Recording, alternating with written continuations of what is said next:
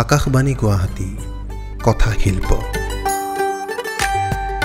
সপোন মানে জানো কেৱল সপোনতে দেখো যি সপোন মানে হেজাৰ দি থক তাতে উঠো আমি যি।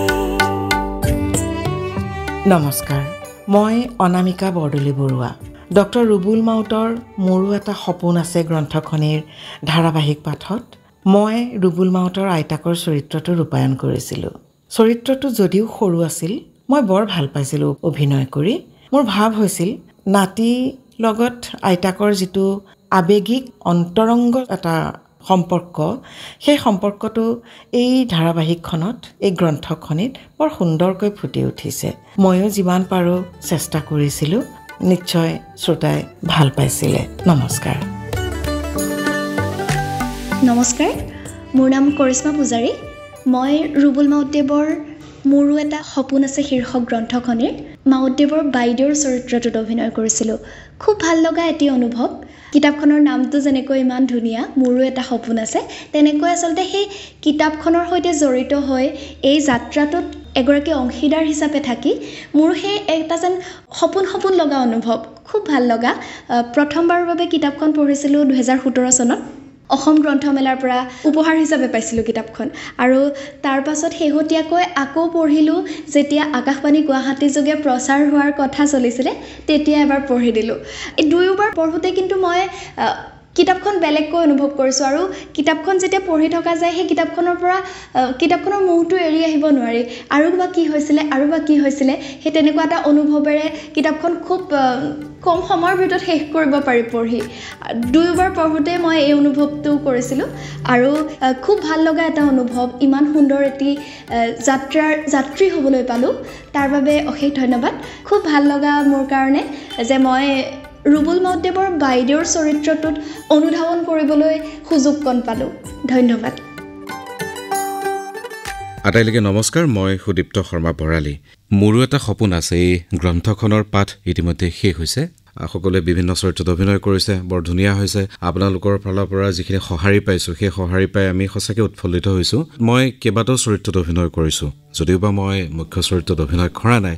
ইন্দ্ৰজিৎ দাসে, মই যাক ইন্দ্ৰদা বুলি মাতোঁ, ইন্দ্ৰদাই ধৰি আনি পেলাই বহুকেইটা চৰিত্ৰ ৰূপায়ণ কৰিবলৈ মোক সুযোগ দিছে। বেলেগ বেলেগ ধৰণৰ চৰিত্ৰ, যেনেকৈ মই প্ৰথমে এটা কৰিছিলোঁ উগ্ৰপন্থীৰ নেতাৰ এটা চৰিত্ৰ কৰিছিলোঁ, সেইটো অকণমান বেলেগ ধৰণৰ আছিলে। তাৰপিছত ডক্টৰ চেম্বাৰ্ছ, অসমীয়া এজন চিকিৎসকৰো এটা অভিনয় কৰিছিলোঁ। তাৰপিছত ৰাজবীৰ বুলি এটা কেৰেক্টাৰ আছিলে, সেই চৰিত্ৰটিও মই ৰূপায়ণ কৰিছোঁ। বেলেগ বেলেগ সময়ত বেলেগ বেলেগ ধৰণৰ চৰিত্ৰ ৰূপায়ণ কৰিবলৈ পোৱাটো আচলতে ভাল কথা, কাৰণ একেধৰণৰ এটা চৰিত্ৰ কৰি থকা আৰু বেলেগ বেলেগ সময়ত বেলেগ বেলেগ ধৰণে চৰিত্ৰ এটা ৰূপায়ণ কৰিবলৈ পোৱাটো এটা ভাগ্যৰ কথা বুলি মই ভাবোঁ। গতিকে এই চেগতে এই গ্ৰন্থখনৰ পাঠ প্ৰযোজনাত যিসকল ব্যক্তি জড়িত হৈ আছে, আটাইকে মোৰ ফালৰ পৰা মই আন্তৰিক ধন্যবাদ জনাইছোঁ, কৃতজ্ঞতা জনাইছোঁ। প্ৰযোজনা কৰিছিল ইন্দ্ৰজিৎ দাসে, ইন্দ্ৰদাকো মই মোৰ ফালৰ পৰা আন্তৰিক ধন্যবাদ জনাইছোঁ। এনেকুৱা এখন গ্ৰন্থত এই পাঠৰ যিটো যাত্ৰা, এই যাত্ৰাটো মই সহযাত্ৰী হ'বলৈ পাই মই নিজকে গৌৰৱান্বিত অনুভৱ কৰিছোঁ, আৰু ভৱিষ্যতেও আকাশবাণী গুৱাহাটীৰ এনেধৰণৰ অনুষ্ঠানৰ সৈতে জড়িত হৈ থাকিবলৈ পাম বুলি মই আশা কৰিছোঁ। আপোনালোক আটাইলৈকে পুনৰবাৰ ধন্যবাদ জনাইছোঁ। শুনি থাকিব আকাশবাণী গুৱাহাটী। নমস্কাৰ, মই অৱনী বৰা। মোৰো এটি সপোন আছে এই গ্ৰন্থখনিত ডক্টৰ জাৰুৰী বোলা এটা চৰিত্ৰত মই অভিনয় কৰিছিলোঁ। সেয়া বেলেগ কথা, কিন্তু মই ক'ব খুজিছোঁ এই গ্ৰন্থখনিৰ শীৰ্ষ সংগীত হিচাপে ব্যৱহাৰ কৰা গীত দুটিৰ কথা। দুয়োটি গীতেই ইমান মন চুই যোৱা হৈছে, কথা আৰু সুৰৰ ফালৰ পৰা, লগতে গায়কীও সঁচাকৈয়ে প্ৰশংসনীয়। এই দুয়োটি গীতৰ প্ৰথমটোৰ ৰচনা ইউৰেকা কাকতিৰ, সেইটোৰ সুৰ বৰষা বৰাৰ, গাইছে সুকন্যা কাশ্যপ মহন্তই, সংগীত মনদীপ মহন্তৰ, আৰু আনটো গীত ৰচনা গহনা চক্ৰৱৰ্তীৰ, সুৰ বৰষা বৰাৰ, সংগীত হীৰকজ্যোতি নাথৰ। দুয়োটি গীতৰে সুৰ অপূৰ্ব, গায়কী অপূৰ্ব, আৰু দ্বিতীয় গীতটি বৰষাই গাইছিল। বৰষা সংগীতকাৰ হোৱাৰ লগতে এগৰাকী সুগায়িকাও। গোটেইখিনি নতুন শিল্পী, নতুন প্ৰজন্মৰ শিল্পীয়ে সুৰ কৰিছে, গাইছে, এয়া সঁচাকৈয়ে এক প্ৰশংসনীয় কাম কৰিছে আকাশবাণী গুৱাহাটীক তাৰ বাবে ধন্যবাদ আৰু এই প্ৰচেষ্টা আগলৈও অব্যাহত থাকক যিহেতু যুৱবাণী নতুনৰ বাবে নতুন প্ৰজন্মৰ বাবে আৰু সেইটোকেই এই গীত দুটিয়েও প্ৰমাণ কৰি দেখুৱাইছে ধন্যবাদ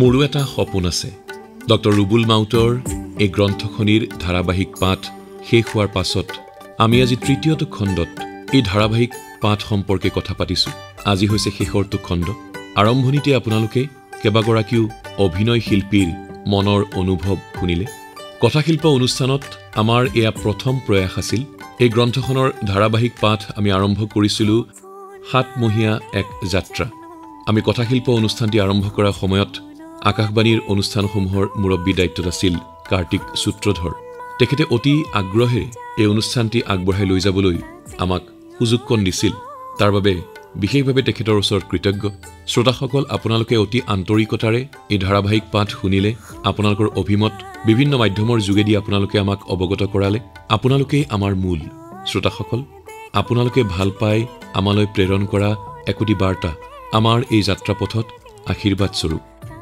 আমাৰ সৈতে এতিয়া সংযুক্ত হৈছে এগৰাকী দিব্যাংগ শ্ৰোতা আমাৰ আদৰৰ এগৰাকী শ্ৰোতা আনন্দ গন্ধিয়া নমস্কাৰ মই চৌৰাগুৰি গাঁও বাক্সা জিলাৰ পৰা আনন্দ গন্ধিয়াই কৈছো আকাশবাণী গুৱাহাটী কেন্দ্ৰৰ পৰা প্ৰচাৰিত কথা শিল্প অনুষ্ঠানত ৰুবুল মাউতৰ গ্ৰন্থ মোৰো এটা সপোন আছে শুনি যথেষ্ট ভাল লাগিল কাৰণ এই গ্ৰন্থখনে আমাক বহুতো নজনা কথা শিকালে দুখীয়া হলেও যে মানুহৰ মনৰ একাগ্ৰতা থাকিলে সপোন যে সফল হয় তাকে প্ৰমাণ কৰিলে এই গ্ৰন্থখনে ৰুবুল মাউতৰ চৰিত্ৰটো বিশেষভাৱে আকৰ্ষণীয় হৈছে ৰুবুল মাউতৰ মাকৰ চৰিত্ৰ ৰজি মুদৈ মোৰ আন্তৰিক কৃতজ্ঞতা জ্ঞাপন কৰিলো যেতিয়া ৰুবুল মাউতে তেওঁৰ সপোনৰ কথা কৈছিল তেতিয়া মাকে কৈছিল যে ভালকৈ পঢ়চোন তইও যাব পাৰিবি এই শব্দটো এতিয়াও মোৰ কাণত বাজি আছে ভালকৈ পঢ়চোন তইও যাব পাৰিবি সঁচানে মোৰ অলপ লাজ ভাৱ হ'ল ইমান ডাঙৰ সপোন এটা কেনেকৈ দেখোঁ সপোনৰো এটা সীমা থকা উচিত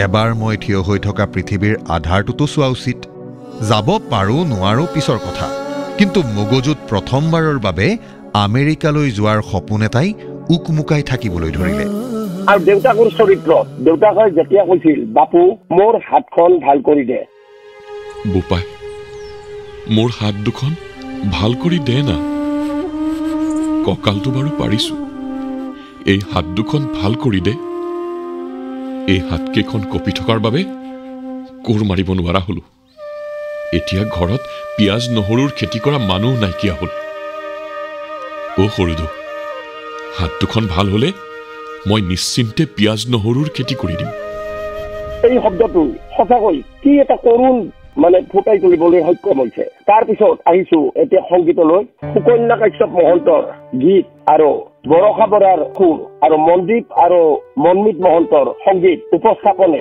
যথেষ্ট শ্ৰোতাক আকৰ্ষিত কৰিছে ভগৱানৰ ওচৰত প্ৰাৰ্থনা কৰিছো তেওঁলোকে আগুৱাই যাওক আৰু এজনী সৰু ছোৱালী গহনা চক্ৰৱৰ্তীয়ে এটা গান লিখিছে আৰু বৰষা বৰাই গাইছে সৰু ছোৱালী হলেও এনে সুন্দৰকৈ গানটি লিখিছে যে শ্ৰোতাক আকৰ্ষিত কৰিবলৈ সক্ষম হৈছে গতিকে গহনা চক্ৰৱৰ্তী ভৱিষ্যতে এজন যে ভাল লেখক হ'ব পাৰিব তাত কোনো সন্দেহ নাই ভৱিষ্যত উজ্জ্বল কামনা কৰিছো আৰু গহনা চক্ৰৱৰ্তীলৈ মোৰ আন্তৰিক মৰম জনাইছো এইখিনিয়ে মোৰ ক'বলগীয়া কথা শেষত সকলো অভিনেতা আৰু অভিনেত্ৰীলৈ মই আন্তৰিক কৃতজ্ঞতা জ্ঞাপন কৰিছো ধন্যবাদ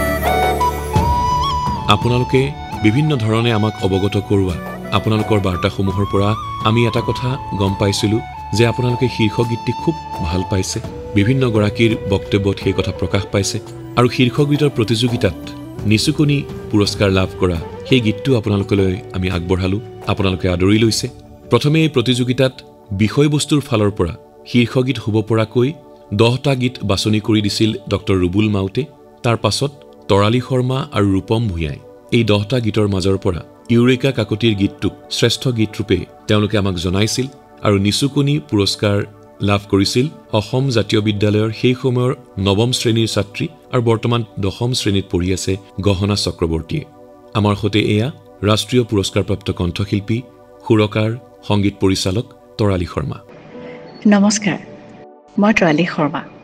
মোৰ সৌভাগ্য যে সেই গীতবোৰ শীৰ্ষক গীতৰ সেই প্ৰতিযোগিতা যিসকলে গীত লিখি পঠিয়াইছিলে সেই গীতবোৰ ৰুবুল মাউতে কিছু চালিজাৰি আমালৈ পঠিয়াইছিল আৰু আমি গীতবোৰ পঢ়ি শুনি তাৰ ভিতৰত ভাল লগা কেইটামান গীত আমি বাছি উলিয়াইছিলোঁ। ইউৰিকা কাকতিৰ ৰাতি ৰাতি, গহনাৰ সপোন মানে, এই দুটা খুব ভাল পাইছিলোঁ।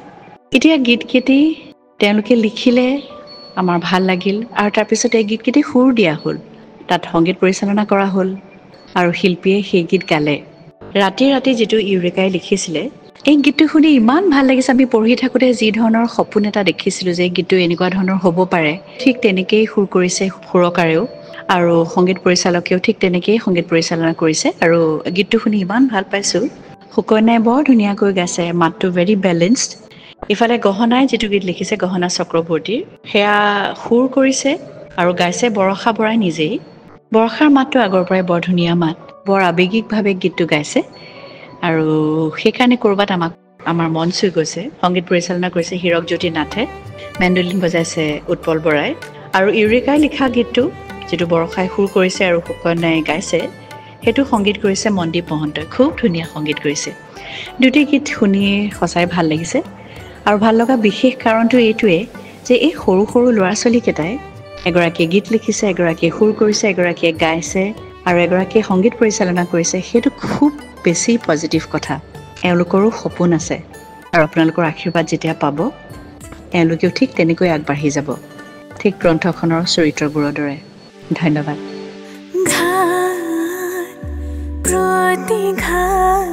সংগ্ৰাম দেখো আমাৰে লগৰী, জীৱন যুঁজত হিছে প্ৰেৰণা, নাই যাৰ পৰিধি।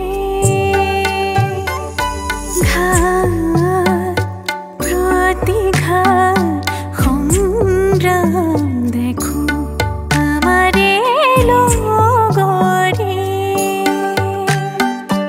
জীৱন যুঁজত হিছে প্ৰেৰণা, নাই যাৰ পৰিধি।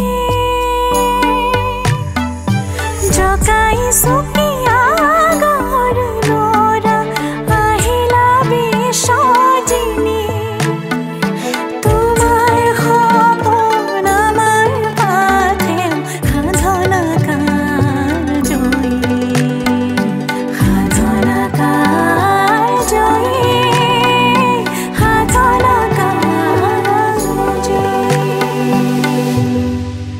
শীৰ্ষগীতৰ প্ৰতিযোগিতাৰ আন এগৰাকী বিচাৰক বিশিষ্ট কণ্ঠশিল্পী, সুৰকাৰ, সংগীত পৰিচালক ৰূপম ভূঞা। ইউৰিকা কাকতিৰ কথা তথা বৰষা বৰাৰ সুৰেৰে সুকন্যা কাশ্যপ মহন্তৰ কণ্ঠত এটি নতুন গীত ৰাতি ৰাতি শুনিলোঁ। এই গীতটিৰ সংগীত ব্যৱস্থাপনা কৰিছে মনদীপ মহন্তই আৰু ইয়াত বাঁহীত সংগত কৰিছে জ্ঞানেন কাশ্যপে। মোৰ গীতটি শুনি খুব ভাল লাগিল আৰু নতুন অসমীয়া আধুনিক গীত সপোন মানে শুনিলোঁ আৰু খুব ভাল লাগিল। এই গীতটিৰ কথা গহনা চক্ৰৱৰ্তীৰ তথা সুৰ আৰু এই গীতটিত কণ্ঠদান কৰিছে বৰষা বৰাই। হীৰকজ্যোতি নাথে সংগীত পৰিচালনা কৰা এই গীতটিত মেণ্ডলিন সংগত কৰিছে আমাৰ শ্ৰদ্ধাৰ উৎপল বৰা দাই। গতিকে মই এই চেগতে এই গীতটিৰ লগত জড়িত প্ৰতিগৰাকীকে মই মোৰ শুভেচ্ছা জ্ঞাপন কৰিছোঁ আৰু আশা কৰিছোঁ আপোনালোকে আঁকোৱালি ল'ব। ধন্যবাদ।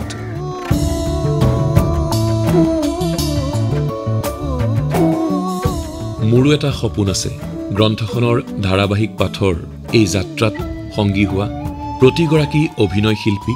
আকাশবাণীৰ বিভিন্ন কৰ্মব্যস্ততাৰ মাজতো তেখেতসকল আমাৰ আমন্ত্ৰণ মৰ্মে ষ্টুডিঅ'লৈ আহি বিভিন্ন চৰিত্ৰত তেওঁলোকে অভিনয় কৰিলে। কৃতজ্ঞতা জ্ঞাপন কৰিছোঁ। এই গ্ৰন্থখনৰ ধাৰাবাহিক পাঠ আপোনালোকে শুনিলে ঝুনা কংকন ভূঞাৰ কণ্ঠত, সংগীতেৰে সজালে মনদীপ আৰু মনমিত মহন্তই আৰু শীৰ্ষগীত কেইটি সুৰ কৰাৰ ক্ষেত্ৰত আৰম্ভণিৰ পৰা শেষলৈকে জড়িত হৈ থকা বৰষা বৰা, কণ্ঠশিল্পী সুকন্যা কাশ্যপ মহন্ত, গীত দুটি লিখিছিল ইউৰিকা কাকতি আৰু গহনা চক্ৰৱৰ্তীয়ে, মেণ্ডলিন বজাইছিল শ্ৰদ্ধাৰ উৎপল বৰাদেৱে, বাঁহীত জ্ঞানেন কাশ্যপ, বৰষা বৰাৰ কণ্ঠৰ গীতটি সংগীতেৰে সজাইছে হীৰকজ্যোতি নাথে। সকলোকে অন্তৰৰ পৰা কৃতজ্ঞতা জনাইছোঁ। এই অনুষ্ঠানটি প্ৰচাৰ কৰাৰ ক্ষেত্ৰত দিহা পৰামৰ্শৰে উদ্বুদ্ধ কৰা প্ৰতিগৰাকী ব্যক্তি বিশেষকৈ আমাৰ বৰ্তমানৰ অনুষ্ঠানসমূহৰ মুৰব্বী কৰ্ডেলিন থাংকিউ বাইদেউ কৃতজ্ঞতা জ্ঞাপন কৰিছোঁ আৰু শ্ৰোতাসকল আপোনালোকৰ ওচৰত আমি কৃতজ্ঞ আৰম্ভণিৰ পৰা এতিয়ালৈকে সামাজিক মাধ্যমত কথাশিল্প অনুষ্ঠানটি প্ৰচাৰৰ ক্ষেত্ৰত সহযোগ আগবঢ়োৱা কাজল দাস প্ৰীতিৰেখা শৰ্মা দেৱাহুতি ৰাজবংশী আৰু সুদীপ্ত শৰ্মা ভৰালীকো ধন্যবাদ জনাইছোঁ অনুষ্ঠানটিৰ ঘোষণা আপোনালোকে শুনিছিল প্ৰেৰণা খনিকৰৰ কণ্ঠত প্ৰেৰণাকো ধন্যবাদ জনাইছোঁ কথাশিল্প অনুষ্ঠানটিত মোৰো এটা সপোন আছে ডক্টৰ ৰুবুল মাউতে লিখা গ্ৰন্থখনৰ ধাৰাবাহিক পাঠৰ এই অনুষ্ঠানটি সামৰণি পৰিল আপোনালোক সকলো ভালে কুশলে থাকিব পৰৱৰ্তী সময়ত আৰু এখন গ্ৰন্থৰ ধাৰাবাহিক পাঠৰ সৈতে আপোনালোকক আকৌ লগ পাম প্ৰযোজক হিচাপে যদি কিবা ভুল ত্ৰুটি ৰৈ গ'ল তাৰ বাবে মাৰ্জনা বিচাৰিছোঁ আৰু সামৰিছোঁ নমস্কাৰ